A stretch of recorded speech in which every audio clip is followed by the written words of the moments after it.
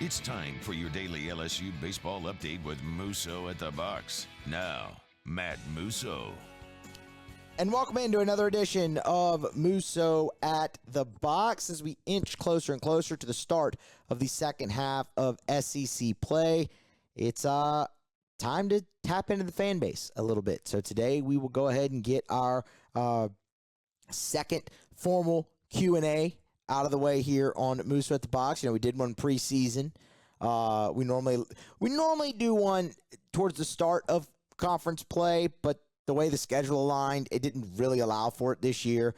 And then we do one, halfway through conference season and normally postseason. But we'll see if we get to that point this year on the show that we actually can execute that. So I put out the call on Twitter. Y'all send in questions. We'll go through that. Jay Johnson met with the media on Wednesday afternoon, right? Really Wednesday morning, and talked about some stuff that I want to touch on. One of it being momentum in baseball. So we'll dive into that as well. Jam-packed show here and fired up to get to it. Y'all smash the like button. Get subscribed to the YouTube channel if you have not already. Get subscribed up on your favorite podcast app if you have not already. Share the podcast out. That's all greatly appreciated. And again, thank you for the questions. So they came in different form and fashion this time.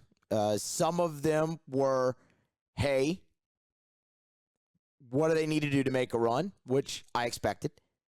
Others were, hey, what's this team going to look like next year, which I expected. So there's a couple different angles that we can take with this. But let's get underway with this one here. And this is from @GoTSports on Twitter. And he starts out, is the roster not as good as we thought it was, or are they just young and felt the pressure of being defending champions?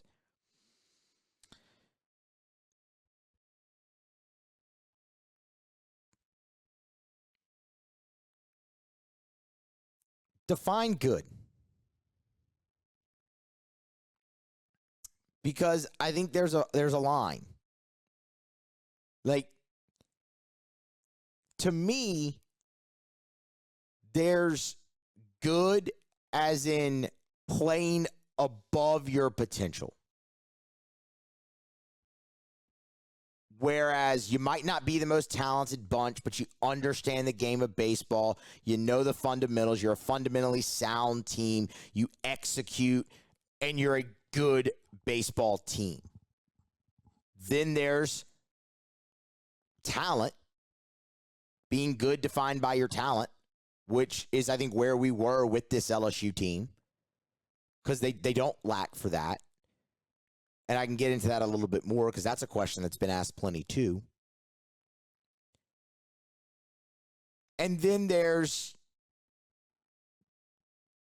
the talent that you define as good, playing to their potential and ending up creating a good team that way. That's what you hoped for LSU this year. That's not what you got. What I think you see, or I should say, that's not what you have at this point. They have, 20 or so games left. I don't want to, talk totally in past tense there with them. What I think happened is LSU, or what I think has happened so far to this point, is LSU is very talented. But they were young in key positions replacing key players. Like, you were replacing Dylan Cruz with Paxton Kling, who's a sophomore, who's a very talented player, but a sophomore. And not just a sophomore that started in the opening day lineup as a freshman in 2023, was your opening day leadoff hitter, got hot towards the end of pre-conference play, fell on hard times at the start of SEC play like a lot of freshmen do, but then he got hurt and his opportunities were limited. So you didn't really have that opportunity for a bunch of development. You were counting on that taking place now in 2024 and him developing rapidly and being able to take that spot.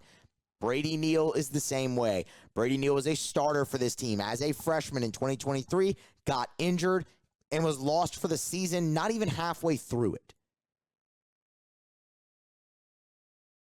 That's at a lot of spots. Like, remember, Josh Pearson was going to be your second baseman, and Jake Brown was going to be in the outfield. Well, that's a freshman that you're trying to replace Braden Joubert with.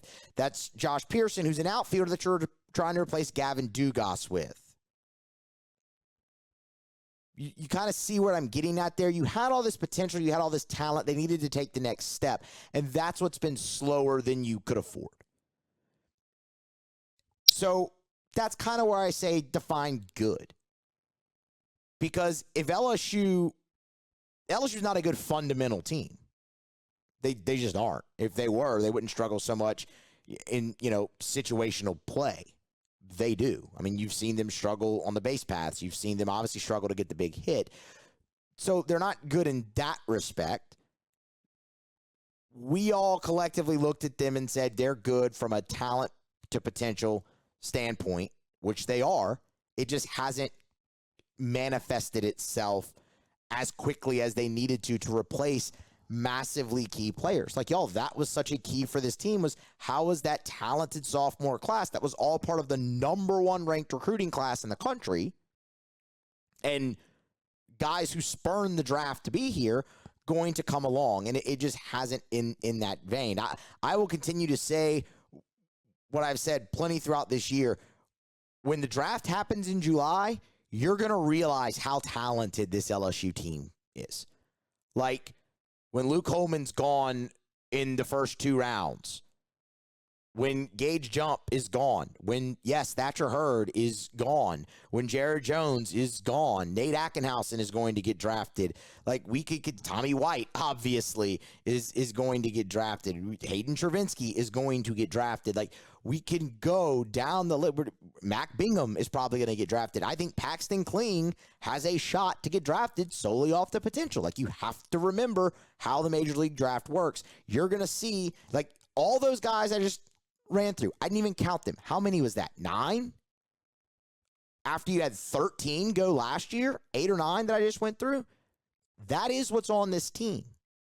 It just hasn't necessarily come to fruition. So I think they are as good as we thought from a potential standpoint. I think the potential has not been realized quickly enough to replace what they needed to replace. That's the best way that I can answer that question. And if anyone wants to twist it and say just say they're not good, well, I've done that already. That's just in a previous episode. So that's really my answer to that. Let's talk NCAA tournament here for a minute, because we had a few of those come in. Matt Dunn, if they end up winning 11 or 12 conference games, how many would they need to win in the SEC tournament to get into the NCAA tournament? And Tigers on the Diamond also, what do we need to do other than win as many games as possible to make the NCAA tournament? Well, that's how you get in. I'm not quite sure I understand that question. If you're talking about like what they need to do to play better, I think you've taken really nice strides in starting pitching. I think the last 5 games have actually been good for LSU's pitching, which is a massively encouraging sign, because we've talked plenty about that being one of the bigger issues. But you need good starts from Holman and Jump from here on out, because you're going to lean on those 2 guys. You need to get off the field with 2 outs and limit leadoff base runners. They're the 2 things we've harped on incessantly here on this show. And you need to find a way to manufacture runs better, which they're trying to do, but they still aren't necessarily succeeding at. You need everybody to really have that Tommy White approach up there that understands, hey, if I just single to shortstop with a runner at third base when the defense is playing back, I'm going to score a run with less than 2 outs. Like, LSU's been in countless situations like that this year where it just hasn't come through.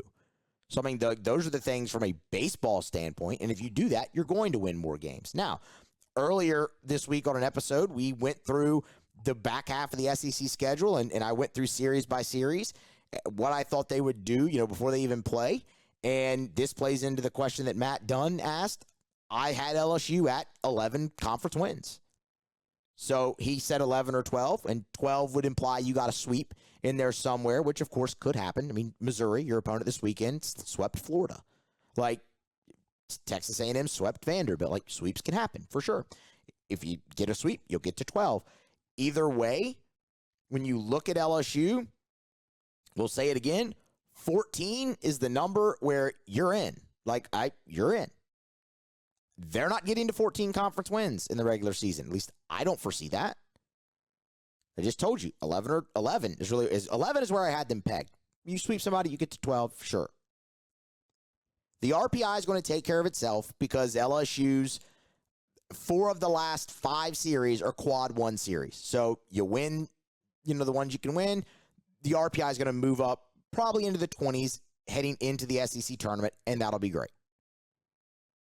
So let's say you get to the SEC tournament and you're at 11 wins. 2 is going to have you on the bubble. That would put you at 13 conference wins in the eyes of the committee.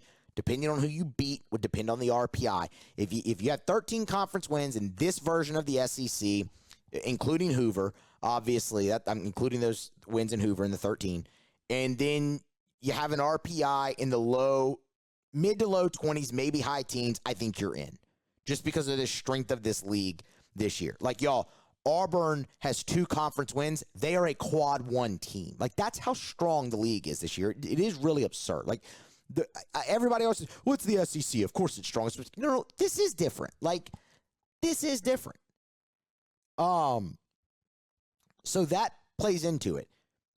If you get to 12 conference wins, I'm still going to go with 2 for a slam dunk. But if you get 1, again, you're in that same vein where it's 13 wins and whatnot. So 2 is my ballpark, and that's what I'll go with because I think they get to 11. So if you can get to 11 wins in the regular season, get 2 wins in Hoover, depending on who they're against, that'll put you at 13. You have a good shot. So let's say 2 to 3 because I'm factoring them going in there at 11 conference wins.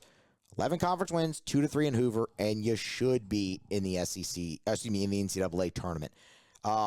If you want to avoid all that, turn it on down the stretch. Hopefully a light switch goes off and, they play their best baseball down the stretch here and you go on a big run and you get to 13 or 14 in season. I don't see that happening, but I mean, those are your 2 paths, to make it. All right, let's talk roster because, excuse me. This is a question asked by a couple people. Andrew R. asked this, and Jones A. asked this as well. Basically, they want to know, is LSU going to blow it up? How much turnover has to happen, in the transfer portal and whatnot off of this year's team? Like, and that's a fair question. We're going to have plenty of time to talk about that.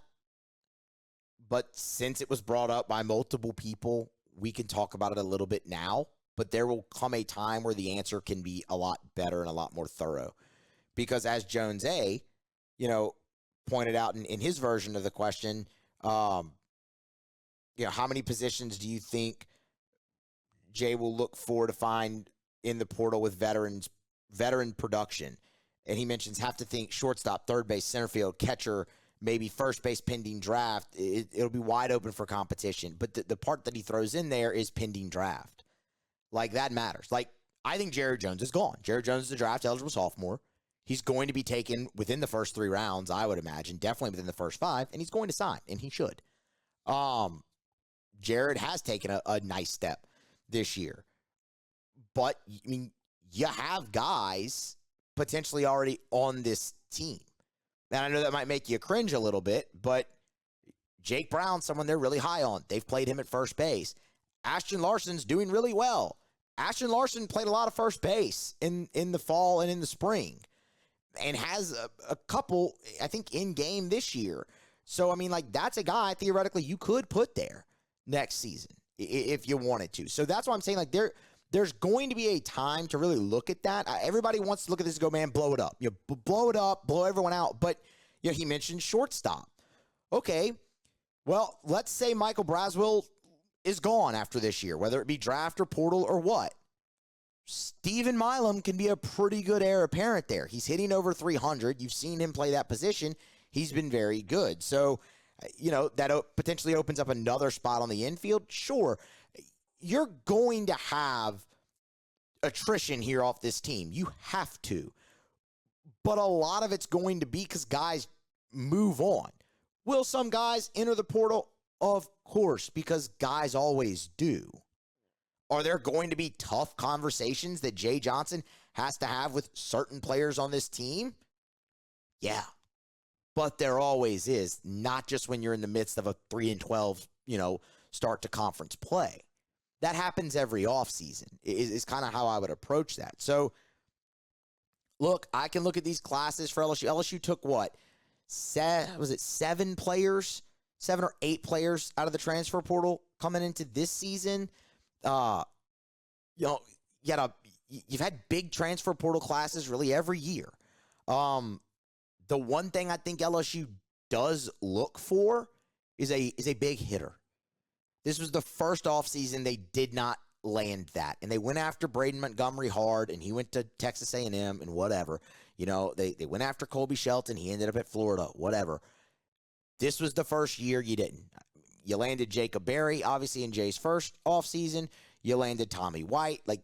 That hurt, missing on those guys. And I think they make sure they get that going forward. Third base is probably absolutely a spot that you would look transfer portal-wise, but LSU brought in a lot of young, talented infielders. You also got to consider the recruiting class they have coming in is ranked number 1 in the country. Now, they're going to have to fight the draft really hard for that class this year, but Jay's had a great track record of getting guys to bypass the draft. I mean, you want to run down the list? We could run down the list. It's a long list so far.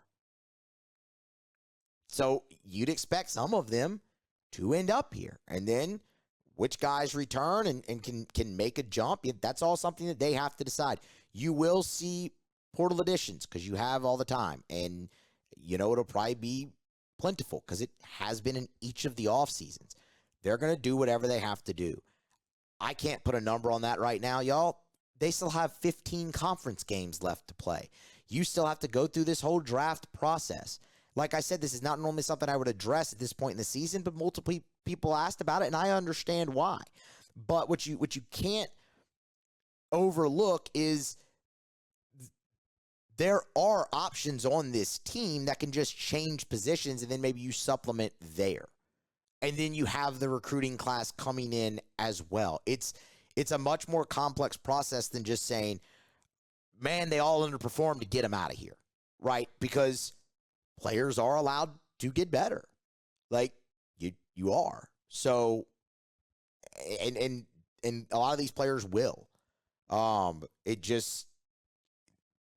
We'll see. It'll be a mix. I don't expect LSU to just, process everybody out of the program and get everybody out of the transfer portal. They have enough on there. So, we'll see. In keeping with the transfer portal theme, Chris McKinney asks if I think Cam Johnson transfers at the end of the year. Huge talent, and he said he would hate to see him go. Again, guys, there's 15 conference games left. Cam Johnson's role is increasing right now. This is a total guess on my part. I do not think Cam Johnson will transfer out of here for a couple of reasons. Like I said, his role is increasing right now. He's getting into more and more SEC games. You can see him getting better. Everyone wants to talk about development on this team. Cam Johnson is an example of development happening within the season. And if he keeps on that track, he's going to have a chance to be a starting pitcher next year for LSU. So, no, if that's on the table, which it very well should be, no, he's not leaving. Now, again, like I said, that's just me guessing. That's an opinion. But I sitting here, again, with 15 conference games left and, 20 or so overall, I'd be surprised if that guy goes. Zach asks, do you think lineup tinkering has prevented some guys from getting in a groove? I know Jay's trying to find the best combo. We're over halfway through the season at this point. Yes, Zach, yes. And we've talked about that here. I do. I've said it multiple times. I think a hitter showing up to the the park and not knowing if they're in the lineup is a terrible feeling. Now, what I also will say is you've seen them settle a little bit more. Like, I don't think the order's a little different, but Stephen Milam's going to be in there every day. Tommy White's going to be in there every day. Mac Bingham every day. Ashton Larson right now every day. Travinsky every day. Jones every day. Like, I think the only spot they're really rotating still is catcher. So I think they are finally settling. I will tell you this, and I mentioned it after the game against UNO. There's one change I want to see LSU make. I want to see them flip Braswell and Milam. Keep them both in there. Milam's hitting over 300. Braswell's been your leading hitter in SEC play, but he has struggled making the routine play at shortstop. He's played second base in his career at LSU, in college at South Carolina. And like we said, the bat is what it is. LSU needs their best combo of defense and offense. And if you're rotating catcher, that can change that up a little bit. But Stephen Milam's been great when you've seen him at shortstop. He's got plenty of arm strength to play it. Like, he's got plenty of range to play it from what you've seen from him so far. I think that just strengthens you up the middle. And right now they're really leaning on Kling to stay in there every day too. So that just strengthens you up the middle of the field at two premium defensive positions. And like I said, Braswell's plenty capable enough of playing second. That's one change I would like to see them make is just flip-flop those guys and see if it doesn't just really strengthen you defensively while not changing much really not changing anything offensively. So, but yes, I think that is absolutely hurt. Like, you never want to still be tinkering in April with your lineup. That's just... That's rough, and I get it. They got a lot of talented guys, and they're trying to get them opportunities and trying to find the combo, whether it's veterans or young players or whatnot. I stick with you need your best combination of offense and defense, and I think they've settled really on those guys right now. The change I would make is flipping Braswell and Milam. Let Milam play short and let Braswell play second and see how that goes. Let's see here. Craig asks, when will Zeb Ruddle get a chance in the outfield? Well, Ashton Larson is definitely someone standing in the way of that right now. I don't know. I mean, Jay's mentioned Zeb as somebody he's wanted to get more opportunity for, but it just hadn't happened. LSU's got a really deep outfield. We've talked about that all year and even in the preseason leading up. I don't know if that I wouldn't bet that happens soon. That's the way I'll go with that. I would not bet that happens soon. But we'll see. Who knows? Last one here, and we'll get to one other thing that Jay had to say in his media availability Wednesday, and then we'll put a button on it. Cole, not an LSU-specific question, more of an SEC question. Ask, who are the contenders and pretenders in the SEC to make it to Omaha at the halfway point? Contenders, Tennessee, Arkansas, Texas A&M. Probably should have led with Texas A&M. They're the number one team in the country. At this point, I think I'd be surprised if those teams aren't knocking on the door going to Omaha. Like, I think all three of them are legitimate national championship contenders. The one everybody's going to really look at right now is Kentucky. And I'm not positive if Kentucky is a contender or a pretender yet. Yes, they're 14-1. They've got some impressive series wins. The one that really sticks out in the first half is Alabama. They got that at home. Kentucky is going to be the most interesting team to watch down the stretch here in the SEC. So their final 5 series starting this week are Tennessee, South Carolina, at South Carolina, at home against Arkansas, at Florida, at home against Vanderbilt. So you're going to find out a lot about Kentucky. Like, we talked about that one episode recently where Kentucky, they're 14-1 in the league. They hadn't played Tennessee, Vandy, or Florida, who are all in their division, and LSU had played all 3 of those teams already, just to show the balance of a schedule in the league, right? Now, look, Kentucky's been really good at home. And they get the toughest of those series at home. Like Tennessee's at home. Arkansas is at home. Vanderbilt is at home. They've only lost 2 home games all year. Kentucky makes hay going down the stretch. They're going to be a top 8 national seed and have a chance to host all the way through. And if they do that, they're absolutely a contender for Omaha. But I'm just not totally sold yet. I want to see what they do down the stretch because that is back heavy. And it's just like last year's Kentucky team where they got off to such a hot start and then the schedule was back heavy. It started at LSU and they lost a few down the stretch there and, lost the chance at a top 8.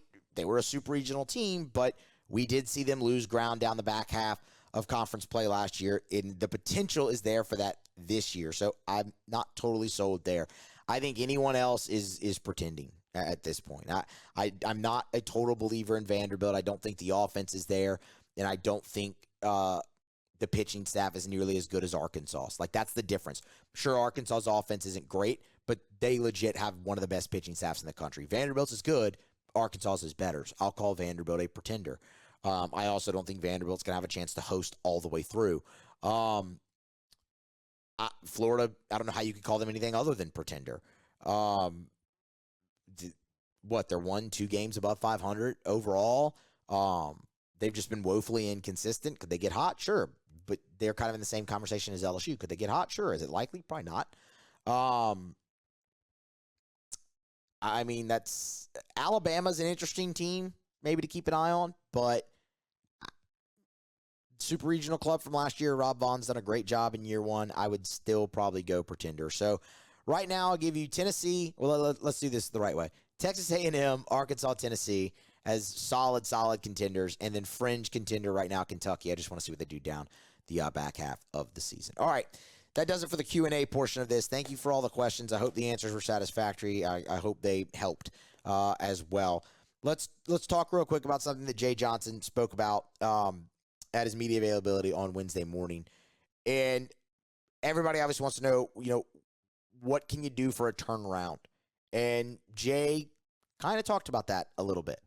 That's why we are where we are, is we're not hitting with runners in scoring position, which I've made some adjustments to try to take some of the pressure off of the team in terms of what we're doing. And on the pitching side, we have to get off the field. It happened the other day. It's like we get to 2 strikes, we give up a 3-run homer to Christian Moore.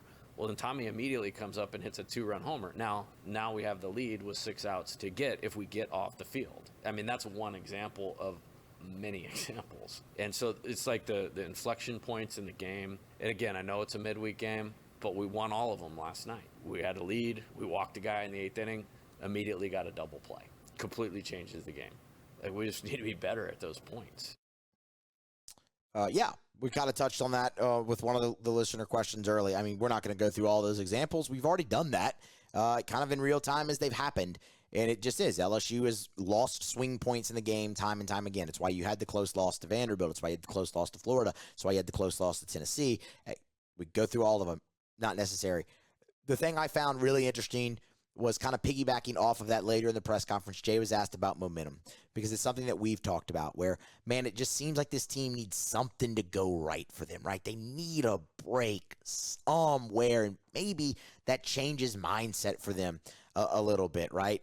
Maybe they win those swing points in a game. They finally learn how to win that close game where late it's hanging in the balance and they win the tipping point. Can that give them the momentum? Because baseball certainly looks like a sport where sometimes teams look dead. They're left for dead, and then they get super hot. Something clicks. Is that momentum? Is it a real thing? Jay Johnson was asked that, and here was his answer. I've always believed in baseball. That has to do with the guy that's starting on the game on the mound that day. Every time Luke takes the mound, our team feels like we're going to win. So it's tough to lose last Saturday where we have a run in and we have 2 guys on with nobody out and don't score. And then you're leaving it to one pitch, one play. I really think it has to do with that. But let's be honest too, as human beings, whether I don't want them to succumb to their feelings or whatnot, that's a real thing. And if they're stepping in the box with a clear mind, total confidence because we've had some success, and it eliminates a lot of the crap, and then you get the best and then it starts to create whatever contagious hitting. There is something to it. I've leaned to it's about like the play in that day, but the mindset has a lot to do with the play. And if you believe you're going to win and you believe you're going to be successful, you got a chance. If you don't, you have no chance. It's one of the oldest cliches in the game of baseball, what he started that answer with. But it's true. That's why the cliche is so old. Momentum is only as good as your next day's starting pitcher. We've talked about that plenty throughout the years on this show. But